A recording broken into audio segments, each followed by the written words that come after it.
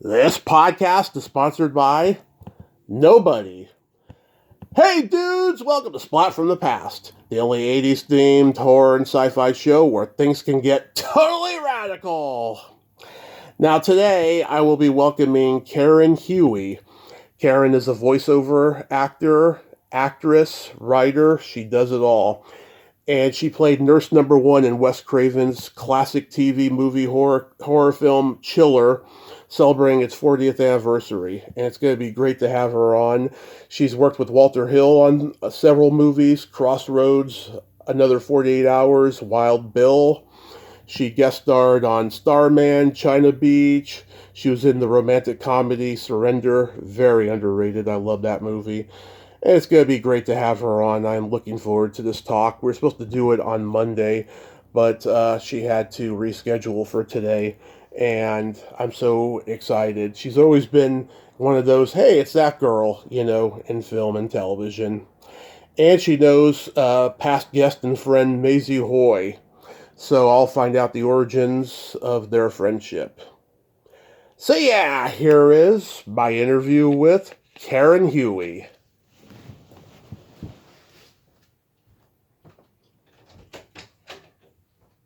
Hey, Karen, welcome to the show. How are you today? I'm good. How are you? Thank you for inviting me. I am fantastic, and I'm so glad that we could finally do this. So thank you so much for coming on today. Of course, of course. Let's chat. So, going back in time, did you gravitate toward acting early on in your childhood? I didn't actually. My first impetus was probably drawing Mm-hmm. and art, and then after that it was writing, and then from there acting.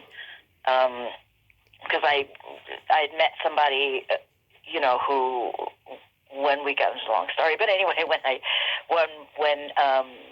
we had gotten back home, he told me he was going to the American Academy of Dramatic Arts to study acting, and I said, "What's that?" I was like 15 or something. Mm-hmm. And he was trying to explain, and it was such an abstraction to me. I didn't really get it. Like now everybody knows what acting is, but back then, at least I didn't really know what it was. And then when I went to college, I remembered what he said, and it's hard to imagine now, but I used to be really shy. Uh-huh. And so I took a dramatic arts class, and I could barely do anything in class, but I really loved the idea. And then I dropped out of school, and then I went to Herbert Berghoff's studio. Right. And even going there, I just loved scene study class, dance classes, voice classes, mime, all of that, the complete package of studying to be an actor, that my teacher threw me out. Wow. I was there for 4 years, and I just loved going to class and scene study and all of that. And she said, "You're not here to be a professional student. Get out and work." Wow. Because it was a professional school. It wasn't, and it was taught by professionals. So people would teach there, and then when they had a job, if they were on Broadway or going to make a film or something, then they would go off and make their, do whatever project, and then somebody else would come in and teach. It was that kind of school. So it wasn't taught by academics. It was taught by working actors or dancers or whatever. Yeah, because that's really when I started acting. Because I heard you say in a previous interview that at 15 you went through kind of a rebellious phase. You had run away from home, you joined a gang and smoked cigarettes and all that stuff. Wow, you really do your research. I wasn't going to go into all of that, but thank you for bringing that up. Yes, that is the reason. That is the reason why I ended up... it was the writing and the writing and the drawing. The drawing came first, really, when I was... No, I think it was writing that came first. I think I was 10 when I started writing poetry, and then like 8th grade or something. And I skipped the 2nd grade, so I was like super younger than other people. Right. And one of my girlfriends got left back. So one of my friends in class in 10th grade, no, it was 7th grade, I take that back. It was in 7th grade, um, was the right age. So I was young because I skipped a grade. And then she was the right age. And then our other friend was left back. So she was 2 years older than me. And so those were the two girlfriends that I had in school. And we got into a lot of trouble because they were older than me. And Yeah. it was really fun. We would run away and we would go to the village, Greenwich Village in New York, and hang out with all the other runaway kids. So yeah, it was a lot of fun. Yeah, I want to commend you so much for getting out of that life, because so many people don't make it out of that life. And back then there was very few interventions and very few, therapies and what have you, getting help and stuff. And I just want to commend you for just seeing the light pretty early and changing your ways. Well, thank you. I'm not sure that was me as much as it was, some guardian angel looking over my shoulders or happenstance. And also I tended to, it's like I have ADD, so I tend to get bored quickly. Yeah. I'll do things for like, a year or two, and then after that just start to get bored. So, even though I can have an addictive personality, I get bored easily. Yeah. So I'm not going to be in it for the long haul. Yeah.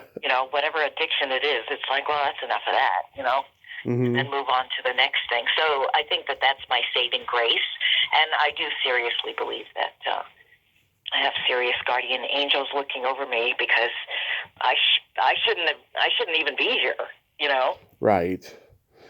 That's so wonderful, though. So you go to HB Studios, and did you have any classmates we would know?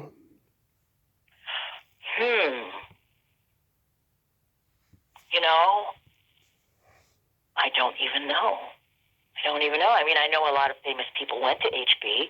Of course. I think Al Pacino and, all those, Jack Lemmon, all these, Brando, right, all those guys, but they weren't my contemporaries. No, I can't think of anyone. Okay. I can't think of anyone, but, sometimes it's like I know them within the context of the class. Mm-hmm. You know what I mean? And then after that, it's like it takes somebody else to tell me, oh, don't you remember he was in our class or whatever? Like, oh my gosh, blanking on his name now. African-American singer, Broadway singer, 3 names.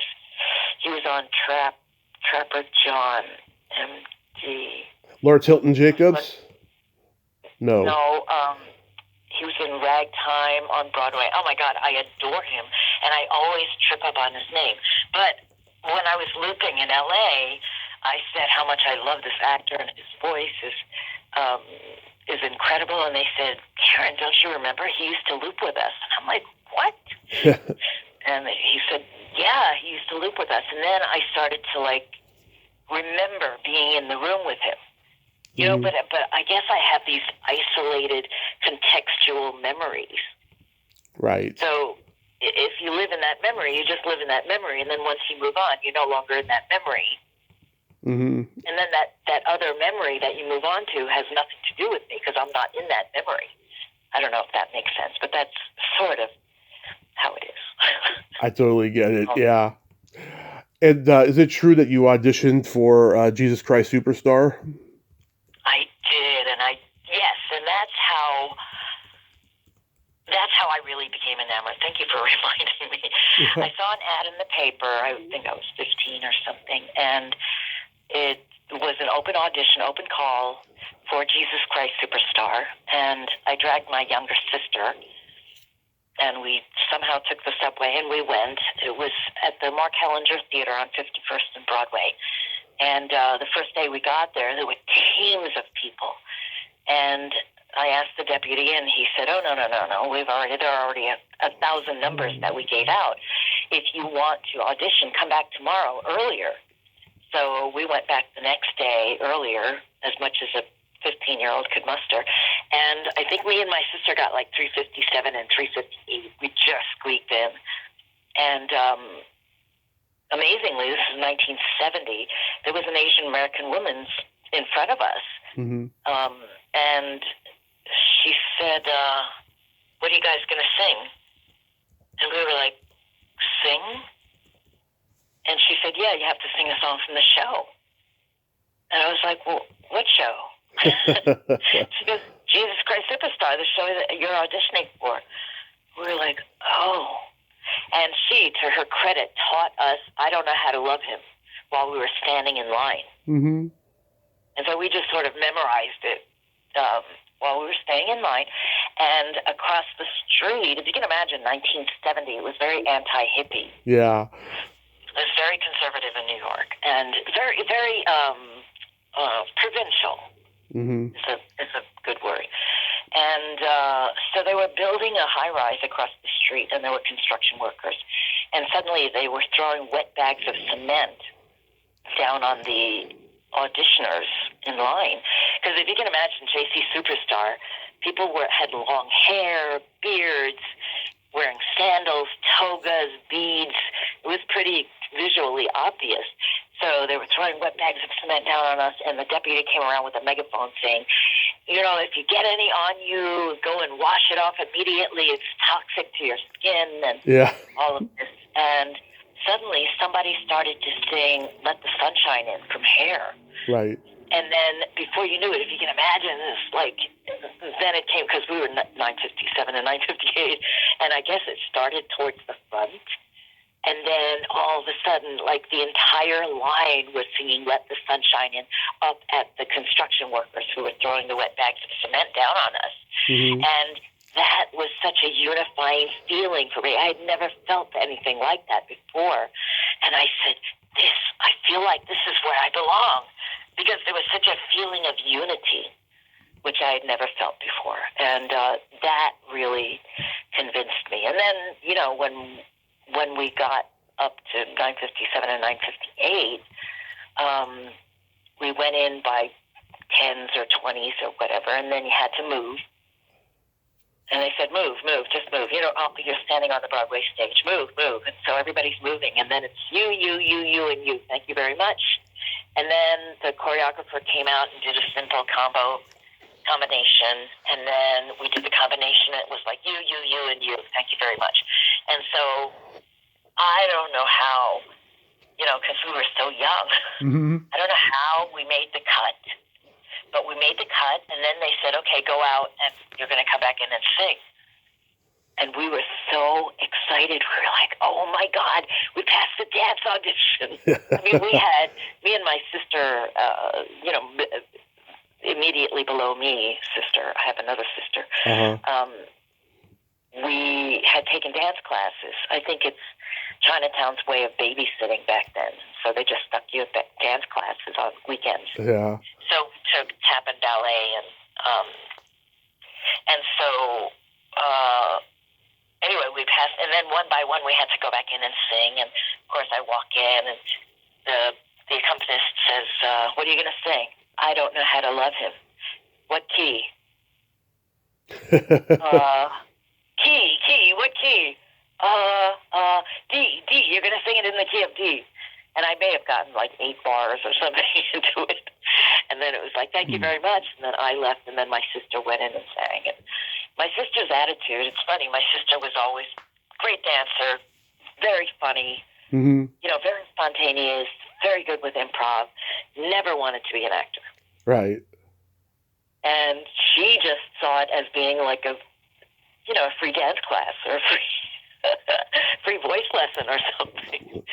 And, you know, of course, we never got called for that. And then now, looking back, I wondered, because 1970, I don't believe there were that many Asian American actors. Yeah. And so sometimes wonder if that was Yvonne Elliman who taught us how to sing that song. Yeah, I've interviewed Yvonne and Ted Neely. They're great people. Oh, you have met them? Wow. Yep, I've interviewed them, and I met Ted in person. Wow. Yeah, and they're still working. Yeah, they just did, I think, the last run of Jesus Christ Superstar. They're retired from it after 50 plus years, and they've been doing it so long. I mean, I'm convinced Ted really is Jesus because he just plays it so well. Well, when I saw it on Broadway, it was Jeff Benholt Mm-hmm. who later did become a priest. He had this whole religious awakening or whatever, and then became a priest and didn't sing anymore, I don't think. Or didn't do Broadway anymore. Interesting. Wow. So then you joined the La Mama Experimental Theater. Is that where you like learned how to think on your feet and do improv and all that? Yeah, I mean, I learned a lot of it at HB because I took a lot of classes, every week. That was the regimen back then. You would take 3 dance classes a week, 1 or 2 mime classes, singing, of course, and scene study. I can't remember. That was basically it. But every week, so you had plenty to do to prep. And then, that really prepped me for 4 years. But when Naomi Riordan was my teacher, Mm-hmm. when she said get out and work, I booked the next 6 or the first 6 jobs that I auditioned for. I got, and so that's when I ended up at La Mama, and then I was at La Mama for 3 years, and I said, oh my God, and I had worked at the Wonder Horse Theater, which was up the street, New York Theater Workshop, which was on the other side of the street, and I said, oh, I just want to get off the block. Yeah. And then I ended up, going to LA, and I said, God, I didn't want to go this far. Broadway would have been nice. But yeah, then I ended up in LA for many, many years. Yeah. So you get to LA, and the first credit that you have on your IMDb is The Jeffersons. How was that experience? It was, I'm glad you brought that up. Mm-hmm. It was scary, because I booked the guest star. And the thing that I took away from that show was at one point there was a joke. It's one of those wrong versus right jokes. Right. Wrong versus right jokes. It was one of those jokes. Yeah. And Marla Gibbs and Sherman Hemsley. No, it wasn't him. He was usually napping, when he wasn't working. Isabella Sanford and Brenda, I can't remember her last name. But anyway, they came over to me during a break, and Marla led the charge, and she said, does that joke bother you? And I didn't say anything. And she said, it's okay, you can tell us. Yeah. No, does that bother you? Do you think that's racist? And I said, well, yeah, kind of. And she said, don't worry, we'll take care of it. And I said, okay. Aww. They went to the writers, and they had that joke changed. Oh, that's sweet. And that was my first job, so I wasn't going to say anything. I was just, I was too nervous to just, do everything I had to do, and I didn't want to ruffle any feathers. And years later, she was involved with Inner City Cultural Center. Right. In LA, and I saw her. I think she was at least 90. I think she's 95 now. Mm-hmm. Maybe even older, or maybe she was 88 or something. And I saw her at Inner City, and I went up to her and I got to tell her that story. And I said, you taught me so much. I was so new in Hollywood, and because you said that to me and you protected me, even though you didn't know me and I didn't know you, Mm-hmm. but you really showed me. You really mentored me in that, and mentored me in how to behave with other people when you see something that's wrong. And she said, I did that. And I said, yes, you did, and I'll always be grateful to you for that. I love hearing stuff like that. That is so awesome. I'm a huge fan of Cagney and Lacey, and I was lucky to interview Sharon Gless a few years ago. She's awesome. You did 2 episodes, one with Sharon, one with Meg Foster before she left and stuff. How were those experiences? Trying to remember. It was great. Meg Foster, what I remember about Meg is if I looked into her eyes, I would just forget everything. Yeah. She had these large, not outrageously large. They were beautiful. She had these very large, very light blue eyes. Yeah. And, when I looked into her eyes, I would just freeze. Mm-hmm. I would just forget. That was my experience. That's what I remembered working with Meg Foster. And then with Sharon Gless, oh yeah, I remember the scene now. I had to speak Korean. Yes. They were really nice. And then, oh, I know what happened. I think it was Ray Stark who directed that particular episode. Mm-hmm. And I was on something for PBS that aired the night before. Oh, Paper Angels? Yes. Yeah. Oh my gosh, wow, you really do your research. And by the way, it wasn't Ray Stark, it was Ray Danton. Ray Danton, thank you. Yeah. Oh my gosh. Thank you for correcting me. Uh-huh. So then he said, oh, so we're huddled, right? Because you rehearse first. Yeah. And when we were huddling, and this is with Tyne Daly and Sharon Gless, and Suntek Oh played my father. And so, we were huddled, and we rehearsed. And then Ray said, by the way, did you see Paper Angels last night? And, Sharon and Tyne just said no. And then he said, Karen was on that show, and she was brilliant. We're even lucky that she's here today. Yeah. And I was so embarrassed. I'm one of those actors that doesn't like attention paid to me. I think that there are two basic camps of actors. There's the introverted and the extroverted, and I'm definitely more the introverted, especially when it comes to working. So when he said that, they both looked at me, and I just felt like that was such a wrong position to put me in. Yeah. Because they were like, well, oh, we should be grateful that you're here today, huh? That kind of thing. I felt that way. Not that they were sending those signals, but I felt that way. Yeah. And so for the next couple of takes, I couldn't remember my lines. And Tyne was so sweet. She said, sometimes the words just aren't there. Yeah. And that kind of saved me, because I didn't, it was I felt very awkward at that moment. Nice. I'm a huge fan of Wes Craven's movies, and Chiller has become a creature feature classic. Our local creature feature show plays it like every Halloween, which is bizarre. Really? Yeah, which is bizarre because it was a CBS TV movie back in the day. But what was it like working with Wes? It was great. I was really scared. He was going to be like a weird, creepy guy. Yeah. I don't know why I thought that. I just did. But he couldn't have been nicer. And I was, I guess I was green, and I was wearing, I believe I was wearing a nurse's uniform. And I didn't have a sweater or anything, and I was kind of sitting there freezing, waiting for my turn to shoot. And I guess he noticed. He came all the way back. He walked all the way back, and he put his sweater like over my shoulders. And I was like, oh, I guess he's not creepy after all. Yeah.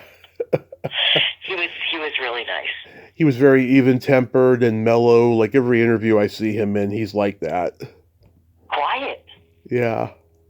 I think he's very soft-spoken. I mean, he didn't talk to me a lot, but yeah, he was just very, very, very caring, I felt, and observant. Yeah. Do you remember anything about Beatrice Straight or Paul Sorvino? I do have a Paul Sorvino story. It must have been Chiller. Okay, so I had a Volkswagen Bug that died that morning. Mm-hmm.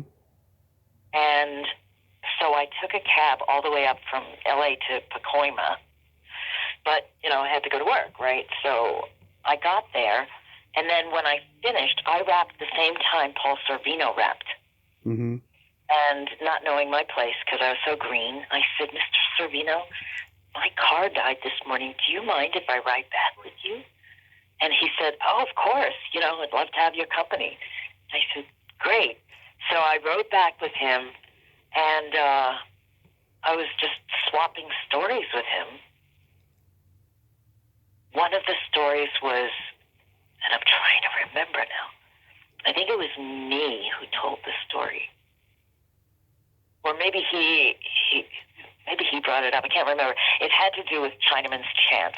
Uh-huh. I don't know how it came up. Like, he may have said something about, Chinaman's Chance, and Mm-hmm. he may have explained it to me. I can't even remember now, but I think I explained it to him because I was, I had read some Chinese and Chinese American history at that time in America, and so I was explaining that Chinaman's Chance came from when the Chinese were brought over here to work on the railroads, and one Chinese guy had to, they climbed up on the mountain and bore a hole into the side of the mountain, stuck a stick of dynamite in there, and lit the fuse. And a Chinaman's Chance was based on how fast you could outrun that stick of dynamite. That's where that term came from. You haven't got a Chinaman's Chance, so, Yeah. That's where it came from. And so we were, we were talking about a lot of Chinese American, Asian American things, and he was very, very nice. Oh, that's good. And then years later, I ended up working with his daughter. Yep. Not exactly working with. I was on the Replacement Killers. Mm-hmm. She starred in with Chow Yun-fat. Huh.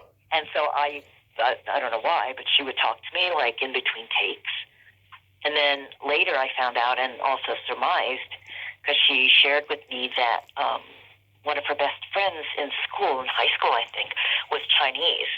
Mm-hmm. And so she was learning Mandarin, and she went to China to study Mandarin for like 2 years. Wow. A year or 2 years. Yeah. And then from my Sorbino stories. And then from there, you played a nurse again in Crossroads, which was the first of a few movies you made with Walter Hill and stuff. That man, God, he's such a genius, a cinematic, true genius. I literally love all his movies.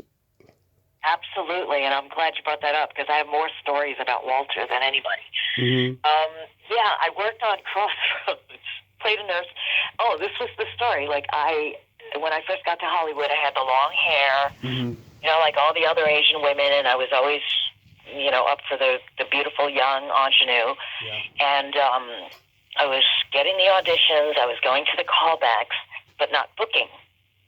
Uh-huh. And I was really getting tired of it. And I said, damn it, I'm so sick of this. And I went home and I watched TV with a notepad and pen and watched movies. And I said, I want to be one of these people. I want to be one of these regular people. I had no ambition to be a star. Never did. But I said, I want to be like the teacher and the blah, blah, blah, blah. All those people who are working in the scene. So I made a radical choice, and I had a haircut. I had it cut up to like just below my ears. Mm-hmm. So it was a very short bob and bangs. So I cut all the hair away and took myself out of that ingenue category. And I started to book immediately. And I booked 6 nurses in a row. Wow. Nevertheless, you were still a cutie, no matter how long or short your hair was. Oh, well, thank you. Yeah. I played a sound supervisor one time. It was on one of those. It wasn't Dynasty. It was maybe Knots Landing. One of those. And I don't know why they booked me as a sound supervisor.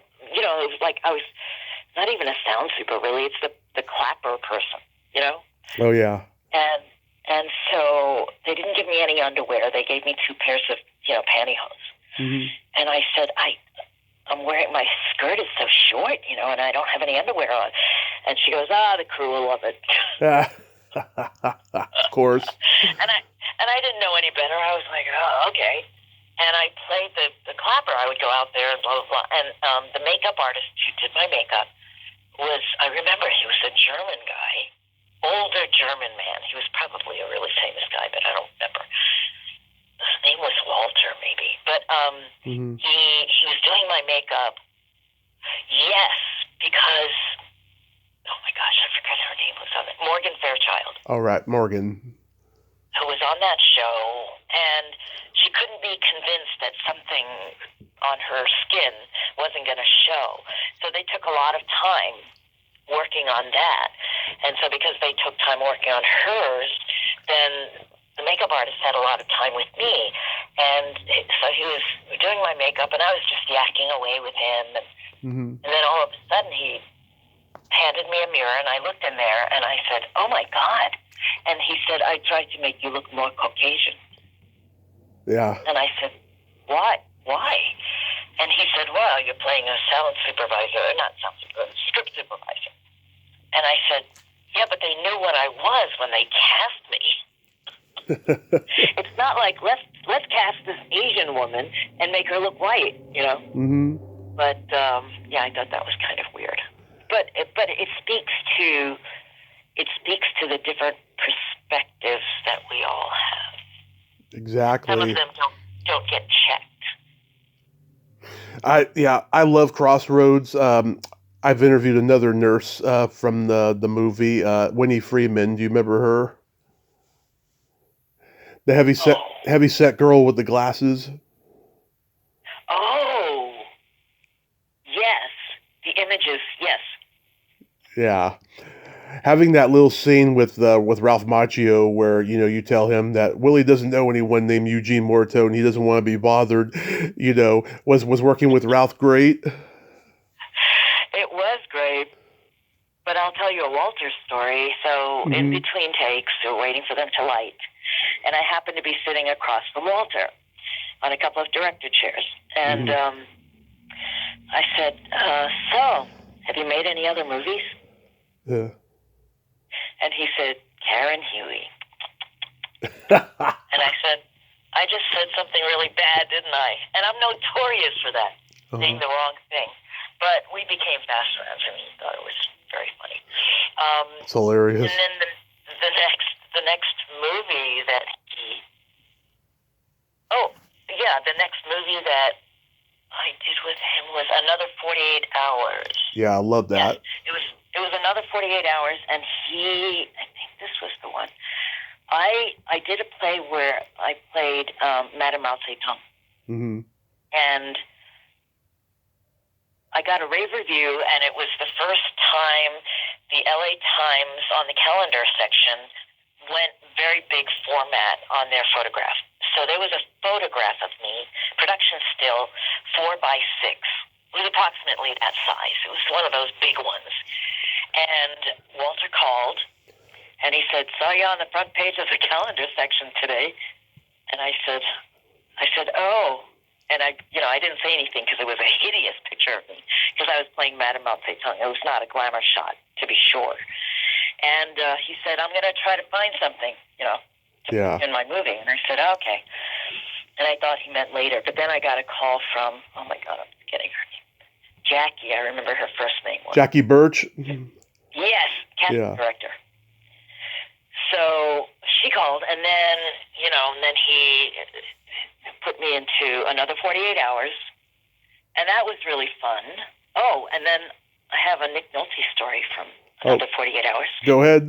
So I was hanging out on set, and Nick was supposed to run up to some, up a bunch of a couple flights of stairs or something.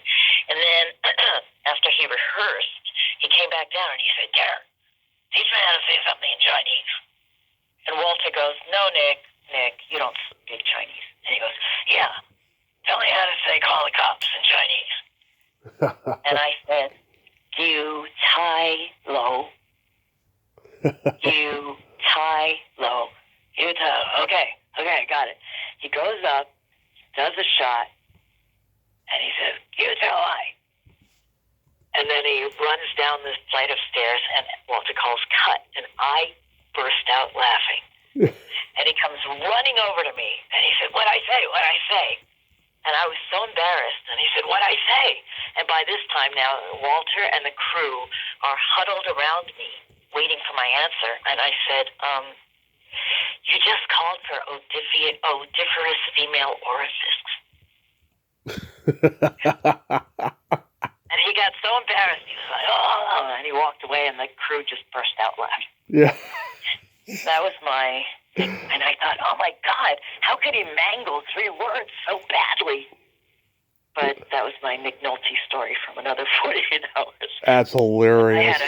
I had a great time working on that. And I know there's not a meme, but sometimes that scene that I did with Nick floats around somewhere because he shows his badge. Yeah, you're like, that's a fake badge. My kid has one of those. Yeah. And he goes, your kid got one of these? Yeah. Sometimes I'll just see just that scene, just that little bit just floating around. But yeah, that was a really fun bit.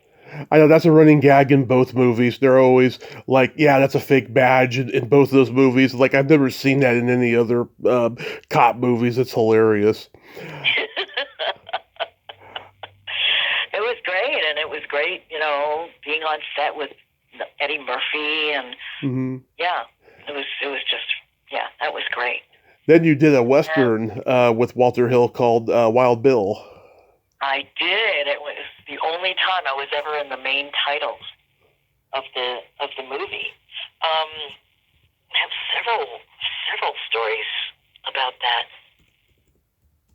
One day, coming back from lunch, Walter goes, "Looks like I'm going to have to put you in the main titles." And I said, "Really? Why?" And he said, "You're all anybody can talk about when they come back from dailies." And I said, "Wow." And I was low man on the totem pole. I never got to go to rushes, but that's what he said, and that's what he did. He put me in the main titles. I believe I shared a card with James Remar on that. I had John Hurt was on that, and when I read the script and I knew that John Hurt was on, I mean, a lot of people were on it, but I called the production office and I said, "Please, you have to tell me when John Hurt comes in to do this scene. I want to be here to watch him do this scene. Please call me." And every day I would call the production office, and then finally I called and they said, "He's doing it today." And I said, "Great." So I went there and I got to the forget where we were shooting. I got to the set just as John Hurt was coming out, and I said, "Mr. Hurt, I'm Karen Huie. I play Song Lu. I came today to watch Genius happen." And he said, "Oh, I don't know if I'll be able to live up to that." And I said, "Well, I'll be sitting behind Walter just in case you do."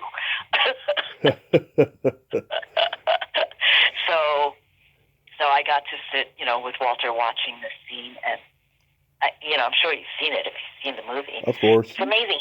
He did it in one take.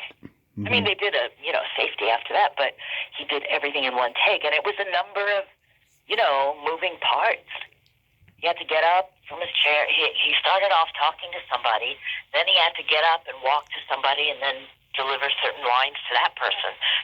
I guess it was Jeff Bridges, and then to another person. I mean, he had at least 4 or 5 different moves in that shot. And then he had to be within camera range because the camera was following him. Or I think it was a single. Yeah, I think it was a single cam. But yeah, and it was such a highlight. I mean, being able to watch him do it in person was really mesmerizing. And so with Wild Bill, I went to audition for it, and then I read with, a bunch of other people who were to play my husband. Well, wasn't my role then, but even though he asked me what would be a good name for this character, so I gave him the name, Walter, the name, and then I auditioned, and then after that, I went away, and then I got a call from, I'm pretty sure his name was Joseph Middleton, casting director. And he said, "Hi, Karen, it's Joseph, and just want to talk to you about something. Walter and I both agree that you are the best one for this part." Oh. But Walter didn't want to hurt your feelings by asking you if you would lose 12 pounds. So I said, I would ask you. And I said, of course I will. And I said, and tell Walter, when I get on the set, I'll just throw a sandbag at him and we'll call it even.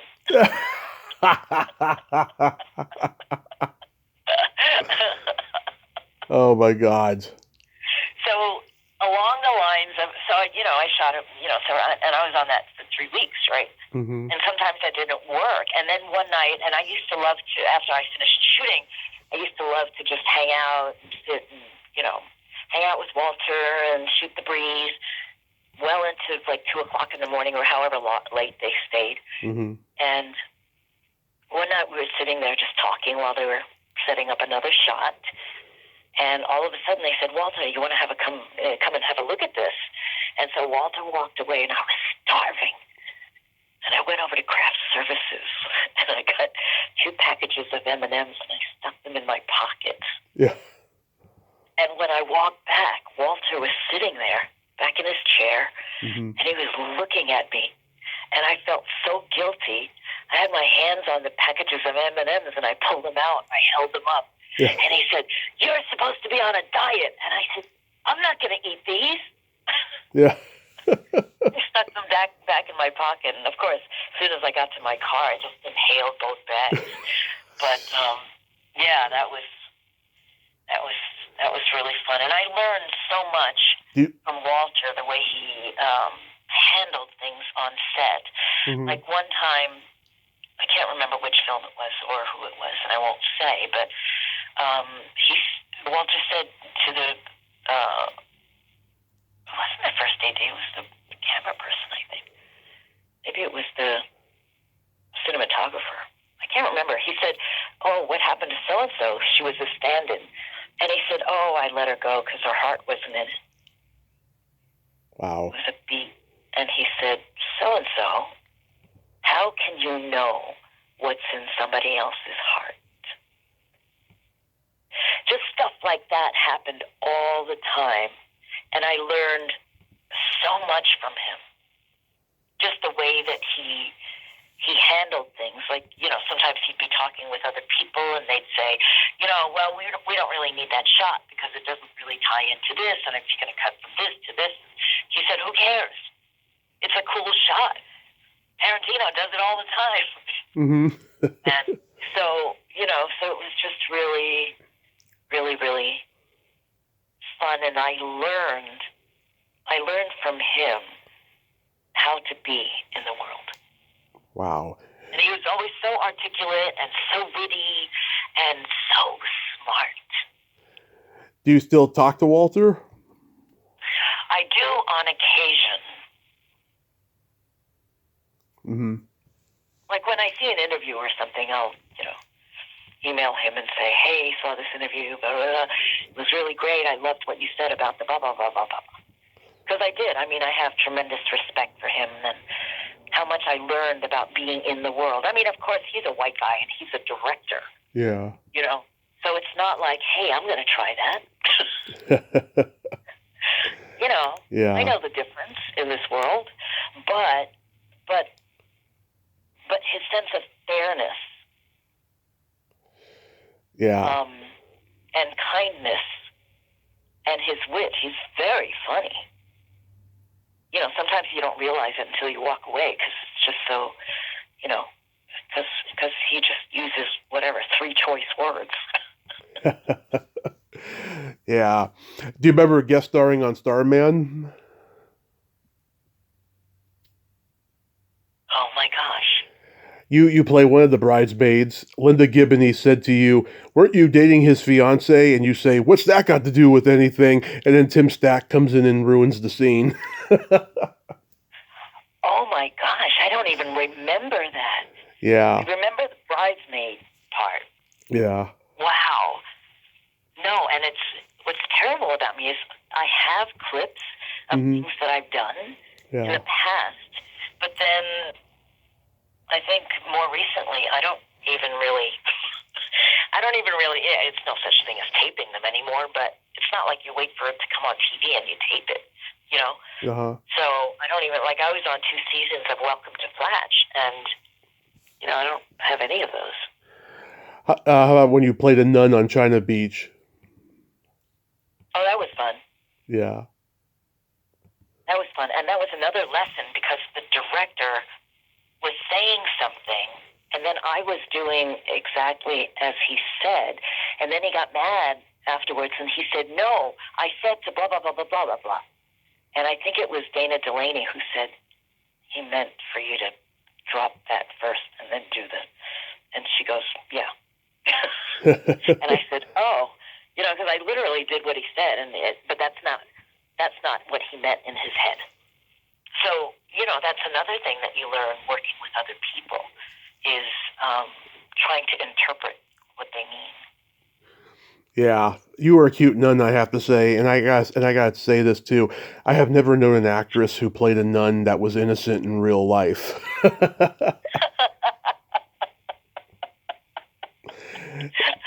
Another lesson I learned on that show when I was getting dressed Mm-hmm. Was an assistant costumer had come over to me, and she was fixing my hem, I guess, and she just kept shoving me.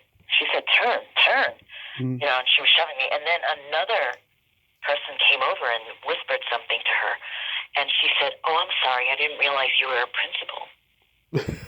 and I said, oh, I thought you were just rude. Oh. So I didn't say anything, and I said, but you shouldn't treat anybody that way. You're good at making wisecracks, Karen. You should have done comedy.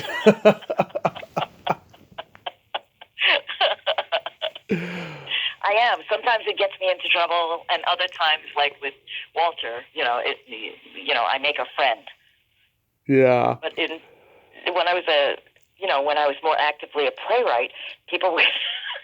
The facilitator would always call on me because I would just say some off-the-wall thing. Mm-hmm. Like there was a guy who, he had a scene read, and then it was basically about a writer who was driving up the mountain and his car stalled. And then he knocked on the door, and there was a couple, and then he said, can I use your phone and wait for the blah, blah, blah? And then he said, sure. And then, so while he was waiting, they were telling him a story, and then he said, they said, oh, you're a writer. We have a great story for you, And they told him this long story, and I said, and they said, Karen, what'd you think? And I said, oh my God, I thought that was so brilliant because when people find out you're a writer, they tell you, I've got a great story for you. And then they tell you the most boring story ever. And the writer said, that story wasn't supposed to be boring. And I said, oh, okay, sorry. And people just, once they knew that about me, they would always call on me first to say something. And then I'd always stick my foot in my mouth. But over the years, I've learned to be a little bit more diplomatic. Yeah. I love... coming from New York, you try to, you try to have some levity to put some humor into or diffuse the situation. I'm sorry, I cut you off. Oh, no, it's okay. I love Surrender. You played the stewardess on the plane. You don't really have a line. Did you have a line that got cut or something? I think it did. My story, I have two wonderful stories from Surrender. Okay. First of all, how am I at 5'2" going to be cast as a stewardess? Yeah. Back then, stewardesses had to be at least 5'6" or 5'7" so that they could reach the bins. Right. Right? Right. So I was like, how the hell did I get cast as a stewardess? And then when I got on set, I realized I'm 5'2" and Sally Fields was 5'0". Because if they got somebody who was 5'7", they'd be towering over her. And when I said I'm shy, and so when I met her face to face, I said, oh, Miss Field, I enjoy your work so much. I've seen you in this and that. And she said, oh, thank you very much. And she's probably more shy than me. So that's my Sally Field story and my height story. The other story is I knew that I was going to be working with Michael Caine the next day, right? Because he was in Surrender. Oh, I have another story after this, Mike. Okay. So then the night before, I was combing through all these books and stuff, and I said, I know what I'm going to say to him tomorrow. I'm going to say, something about acting that acting acting is based on, when they say that somebody's a really good actor, what they mean is they have great concentration. Right. Or something to that effect. He said it much smarter than me. But I said, oh, I'll say that tomorrow when I meet him. And I was so hoping to meet him. So I get there, and they lead me to the makeup room. I sit down in the chair, and to my right is Michael Caine. Mm-hmm. And I was like, oh. And I said nothing. And then he had already finished his makeup, right? And so he was chatting with my makeup guy, and they were chatting, and he was making jokes, like throwing the punchline and, in my way and whatever. I couldn't say anything. I just stared straight ahead. And I said nothing. And then later when we're on set, standing around waiting, again, he's making all these jokes and so affable and, throwing jokes my way. And I was just like, and I didn't say a word. And then I could kick myself. Years later, when I read one of his memoirs or something, he said, I know how nervous actors get when they're working with me or any star or whatever. So I always try to crack jokes to make them feel more comfortable. Yeah. And now I think I've seen every interview of Michael Caine on YouTube, because he's so witty, he's so funny. I just got such great stories that he tells. Yeah. How was working with Mike Binder on Reign Over Me? Mike Binder. The director. Well, I know why I don't remember. Because Reign Over Me, I just did a Christian Amanpour sound-alike. Mm. It was the news, like when somebody was shaving, he was listening to the news, and I was reporting on the news, and they wanted a Christian Amanpour sound-alike. And what's funny about that is Getty Watanabe is one of my very close friends. I love that guy. And, sorry? I love that guy. I've been a fan forever. I love him. Oh, he's awesome. He's awesome. We've been friends since we were like late teens in New York. But anyway, so Getty calls me up one day and says, Karen, would you come with me to get a haircut? And I said, I have to go over to Sony to record this voiceover today. And he said, if you come with me, what time is, and I said, 2:00. And he said, if you'll come with me to my haircut, I'll go with you to your recording. And I said, okay. And then I said, by the way, I was going to meet Stephen Tobolowsky, ahead of time at the, whatever it was, nearby. Near Sony, there's like a coffee shop or something. And I was just going to meet him. And I said, he said, yeah, okay, I'll go with you. And I said, okay, great. So we met Stephen, and of course they knew each other. And they're talking, and we're talking. And then he had to go back to shooting, and then I had to go to my thing. It was an ADR3, if I'm not mistaken. Yes, because it's a very small little, very small. If you can imagine, as soon as you open the door, the couch is practically right there. And then the console, the recording, the mixer's console is right there. And then forward of that is the recording room. And it's, it's pretty small. It's not a closet, but it's kind of small. Mm-hmm. So I go with Getty, and we're sitting there on the couch. And then the door opens, and it's pretty obvious, because when the door opens, it shines light on that couch. So all of a sudden, you're blinded by the sunlight of outside. Right. So we look up, and these two guys walk in, and I said, hi. And he said, hi. And he walked right past me into the room. And then he turns around, and he goes, oh, it's you. And I said, yeah. Like I guess he didn't expect the Christian Amanpour sound-alike to be Asian American. Yeah. That's why he walked right past me. Oh, man. And then he said, oh, it's you. And I said, yeah. So then I went in and I laid it down, a few takes, and then that was it. And then I left with Getty. But that's my Reign Over Me story. Yeah, so I wasn't really on set. That's why I don't remember. Got it. So what got you into ADR and voiceover stuff? being able to speak Chinese, and I thank my mother all the time for that. I said, Mom, if you didn't teach us how to speak Chinese, I wouldn't be earning some of the money that I earn. Because with some other Asian Americans who don't speak Chinese or, any other Asian language, they can't do those roles. Yeah. You've done it for like Star Wars, The Force Awakens, Deadpool. I saw both of those movies in the theater. They're fantastic movies. Oh my God, Deadpool is so much fun, isn't it? Yeah. God. Just every time I think about it, I just start laughing, just the funny things that he said in that movie. It's so great. I mean, I've done probably 3,000 shows Mm-hmm. in terms of ADR.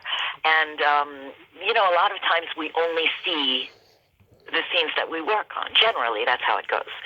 So, and ADR is generally that we do the crowd scenes.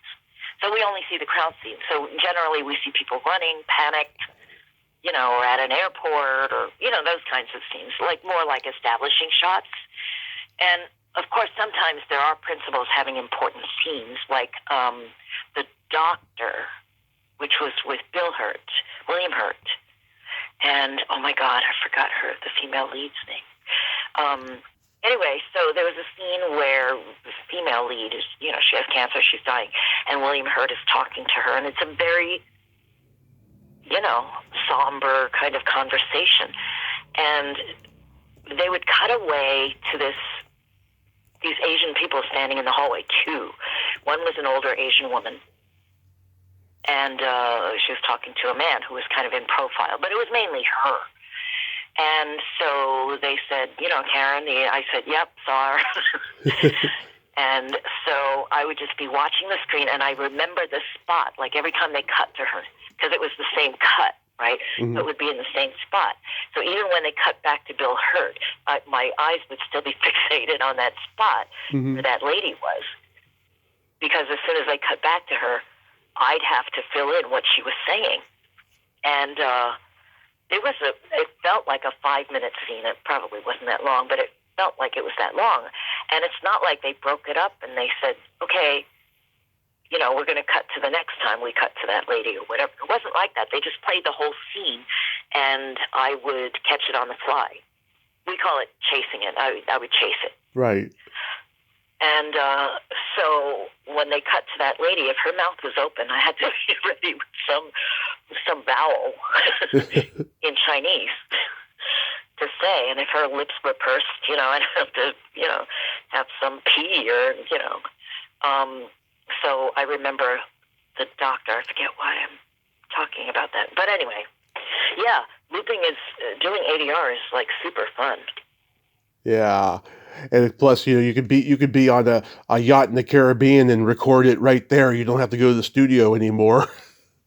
Well, that's not exactly true. That was true during the pandemic. Oh, okay.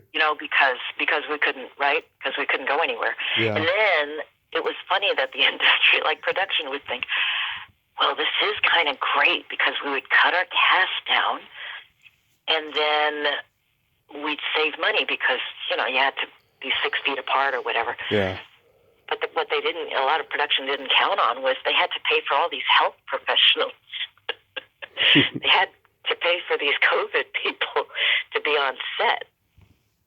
So it ended up, they cut back on the production costs, but it cost just as much to hire all these health people. Mm-hmm. But that's not what you asked me. I forgot why I just... oh, nothing. I was just... Right, working in studio. Yeah. Right. Yeah, you were correcting my observation. But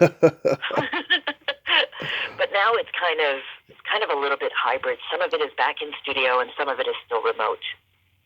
Nice. So what do you got going on these days? Any upcoming projects? I have something that I guess I'm not supposed to talk about, but okay. It's an animated thing that I did with Pixar. Okay. That's all I can say. Yeah. And that's really fun because it's my own character. Nice. Yeah. You don't do any more playwriting, though? I still do write. Mm-hmm. Yeah, it's a little bit more intermittent. I mean, now that I'm a little bit more in New York, like the market is different. I don't know where you are. I'm in California. Oh, okay. So, for many, many years, I was in LA. I'm still in LA. I'm just more based in New York now. And I had to find new reps here, or I chose to find new reps here. And a couple of friends of mine very generously said, hey, I'll pitch you to my rep. And I said, okay. So a friend of mine pitched me to his rep, who turned out to be a commercial rep, a commercial agent. And I said, oh, I don't do that many commercials, but I didn't want to renege. And so she was very excited about meeting me. And then I, met with her, and then she said, great, how have I never met you before? I really need somebody like you. And I said, well, I've been in LA all these years, but today I had my first commercial audition. So it's readjusting because the New York market is different from LA. Right. And even VO-wise, it's different. A lot of the looping happens there. I mean, I loop here as well. Right. Which I've done for, many years. But here, I think, with VO, you'll see a lot of Broadway actors doing audiobooks. Right. Just because audiobooks are bigger here. Although, there is an audiobook company, and I know her in LA, and she's I believe Dion Audio is the biggest audiobook producer in the country. I believe that's true. Do you know Barbara Rosenberg? Why do I know that name? She's been an actress forever. She was in London for years, and then she's been in New York for like 30-something years. She does a lot of like audiobooks out in New York. Oh. That's why I've seen her name. She was on that Netflix show, Orange is the New Black. Yes. Yeah. I just did a reading, not just a few months ago, I did a reading with somebody who was on Orange is the New Black. Why do I want to say she played the florist? She's Southern and very thin. Yeah, that's anyway, not. She was on. That's not her. But that's kind of different also, because some of the people who know me here, and there's a lot fewer people, will ask me to come and do a reading or whatever. Yeah. And then I'm always happy to read. It doesn't matter who it is. And I'll end up reading with these very, very accomplished theater actors. But I don't, I'm such a good audience. You put on a hat and you change your accent or whatever, and you're far away on a Broadway stage, and you're just the character. Right. Like I remember watching. Oh my gosh, what was Cleopatra? Oh yeah. And lots of famous people, right? Wasn't Tony Curtis and Rex Harrison, all these people? Liz Taylor, Richard Burton. Liz Taylor, Richard Burton, right? All these people were in it. And I was talking to some of my then boyfriend or something, and I said, oh, the guy who plays Mark Antony or whatever, and he said, that's so-and-so. And I said, is it? Like, I'm so story-oriented in my head, And like a lot of my friends will see, they're more actors. And they'll watch a lot of different renditions of Broadway shows. Yeah. And I'm more interested in story, so I just watch it once. I may watch it twice with a new cast or whatever, but I don't know. I think I'd rather watch a new story, a different story. Not that there was anything wrong with the first story, right. But I'm so interested in story, I'd rather watch a different story. Absolutely. You want to see something new. Yeah. And I'm always fascinated. I mean, I get so distracted just in life, and if you can imagine being on New York streets and watching things happen, it's just endlessly fascinating. And you do photography as well? Yes. I still do photography. No, I mean, not professional photography anymore, but I'm always shooting with my phone. Nice. And I just find the the act of capturing something, story-wise, like a lot of times I'll capture something, and this happens to a lot of photographers and writers also, that you don't realize until later when you look at it what you've really written. Right. Or what you've really captured. But there's some intuitive sense that you respond to, that you have operating. When you're composing a shot in your head, there's some reason why something is grabbing your attention. For instance, the other day, I went to Chinatown, and I was walking down the street, and I heard a man, a narrow street, and I heard a man, a young Chinese-American man yelling, stop him, grab him, he stole, whatever. And that was happening across the street. And then while I was walking, I was sort of walking parallel to them. And then I saw this man who looked like a homeless man kind of running away, but he didn't really have his shirt buttoned or whatever. He didn't seem like he was in any hurry to get away. Right. So when the guy was saying, stop him, he turned around and he started to deny taking anything. And so then that first guy was like calling for the police. He said, police. And it just so happened that a police car had just turned onto that street. And he said, police. Yeah. And then the cop stopped. He got out of his car, and he said, that guy stole that woman's money or whatever. And then the cop went to the homeless guy immediately, and then he grabbed him, and he put his hands behind his back. And then, he started to cuff him. And then the first guy walks over, and he said, see, the money's sticking out of his pocket. Now, he started to pull the money that was sticking out of his pocket. And he said, it was more than that. See, here's the 20. And then he took whatever. And then he went to give it back to the woman it was stolen from. Wow. So I grabbed, all of that was fascinating to me. The guy who was stopping him was Asian American. The guy who stole the money was an older African American guy. Right. And the cop was Latino. So that always fascinates me. Yeah. What all of that speaks of in a city like New York. Yeah. And then, so I took a picture of the cop handcuffing this man.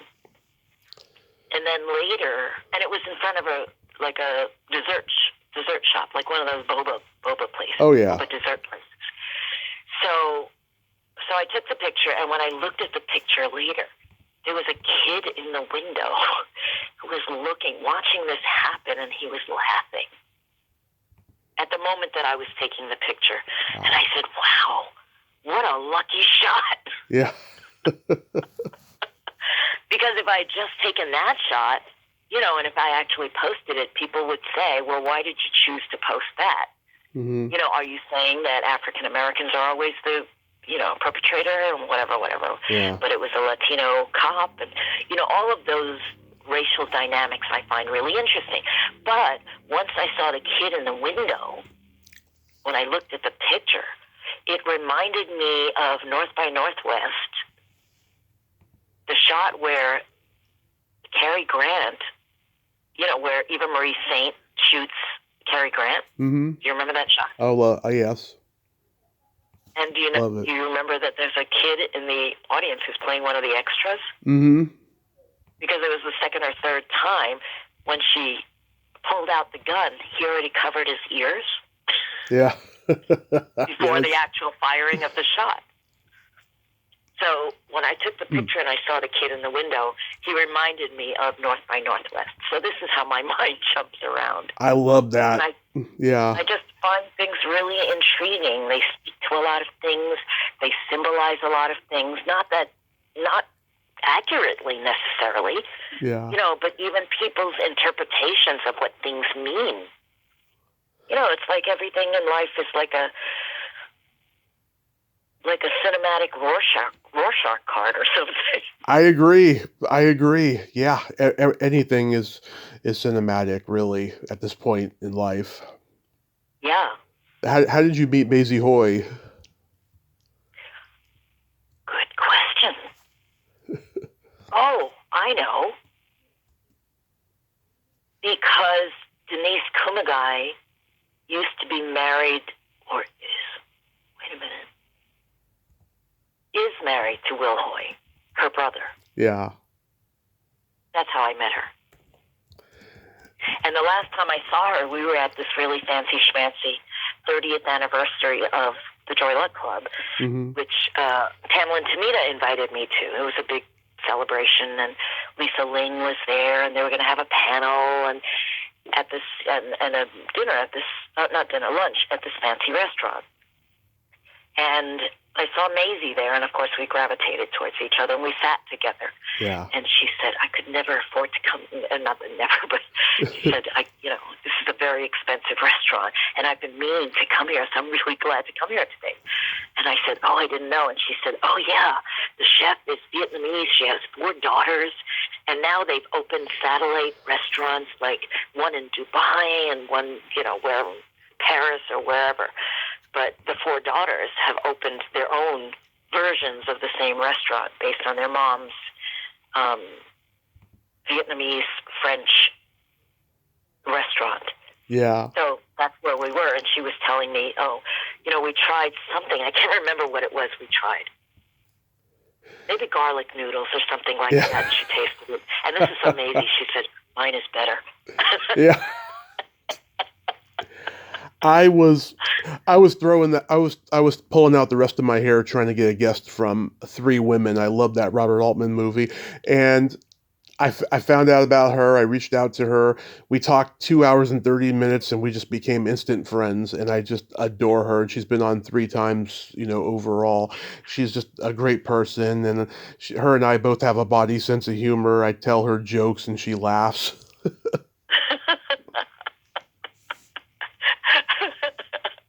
She's great, and she's got so many stories. She's so down to earth, and she knows so much about food. That's one of the things that we bond over. I mean, I see her pictures of what, on Facebook of what she made, and, just the way some people talk about food. I'm not, I like to cook, but I don't expand my, expand my repertoire in the way that she does and other people do. Mm-hmm. So real quick, we got to play by Secret Silly Game. This is a series of silly slumber party questions. It's no win or lose, just pure fun. And how the game works is, Karen, I ask you the question, you answer it, then you ask me that exact same question, I answer it, and feel free to comment on answers because they might be funny. Okay, all right. Karen, are you ticklish? Yes, I am ticklish. Tommy, are you ticklish? Yes, I'm baby ticklish. And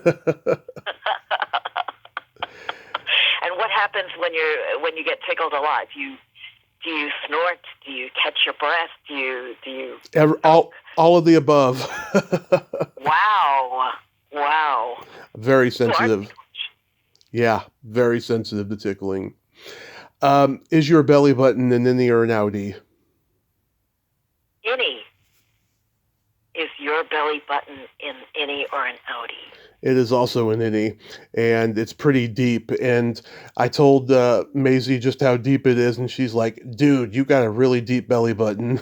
I would call that a lint trap. Yes. What color are your toenails painted? My toenails aren't painted. Okay. What color is your toenail? Are your toenails painted? Orange and black for Halloween. I just did them yesterday. Oh my gosh! And do you alternate on all your toes?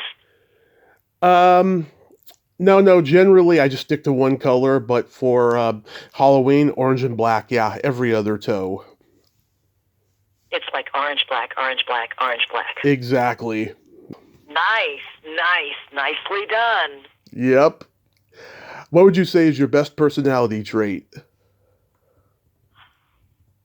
What is my best personality trait? I'm fascinated by other people. Okay, that's awesome. What is your best personality trait? I have empathy and I have no filter. Well paired. Very well paired. Exactly. I'm a Gemini. What can I say? Wow. Nice. What's your guilty pleasure?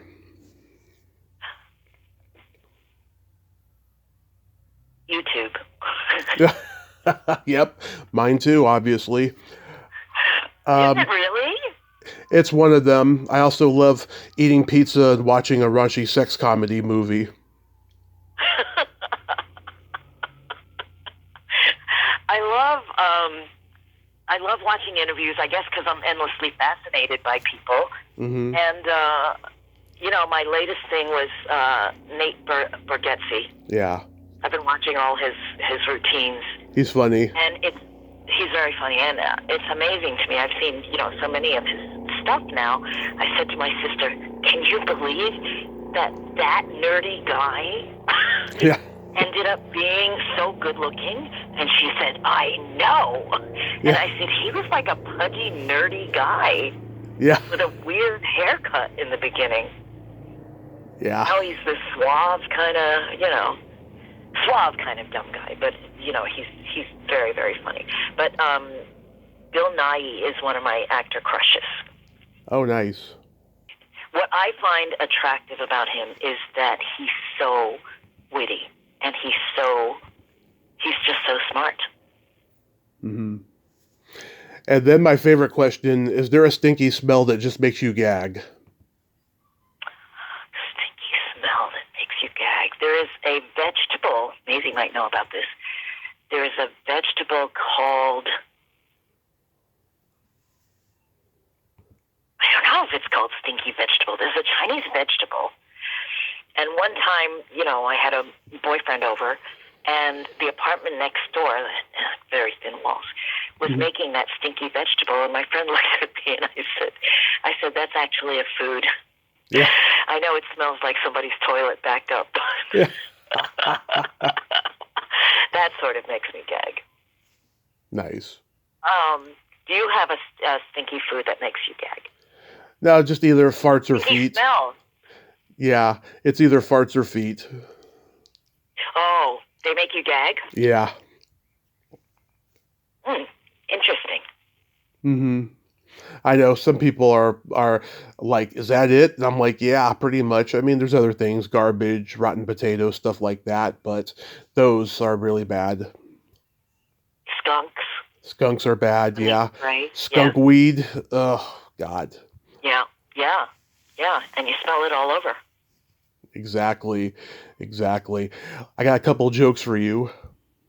Okay. What do you call a boy that doesn't masturbate? Oh my God, I forgot those guys who kill people. I forget what they're called. But they're celibate and they're Nope. whatever that. No. Okay. A liar.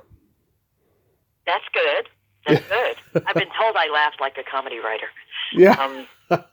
Funny. What kind of meat does a priest eat on Friday? I don't know. None.